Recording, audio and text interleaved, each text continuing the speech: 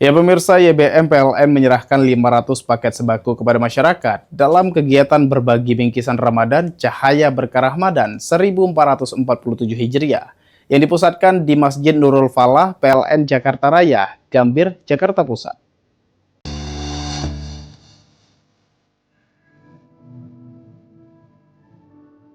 Dana program ini bersumber dari zakat penghasilan pegawai PLN yang secara rutin dipotong setiap bulan dan dihimpun melalui YBM PLN.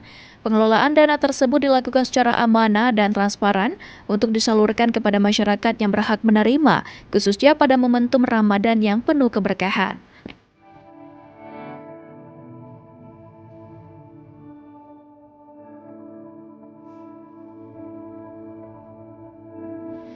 Direktur Perencanaan Korporat dan Pengembangan Bisnis PLN Hartanto Wibowo menyampaikan bahwa kegiatan ini merupakan bagian dari komitmen PLN untuk terus hadir tidak hanya sebagai penyedia listrik, tetapi juga sebagai perusahaan yang peduli terhadap kondisi sosial masyarakat.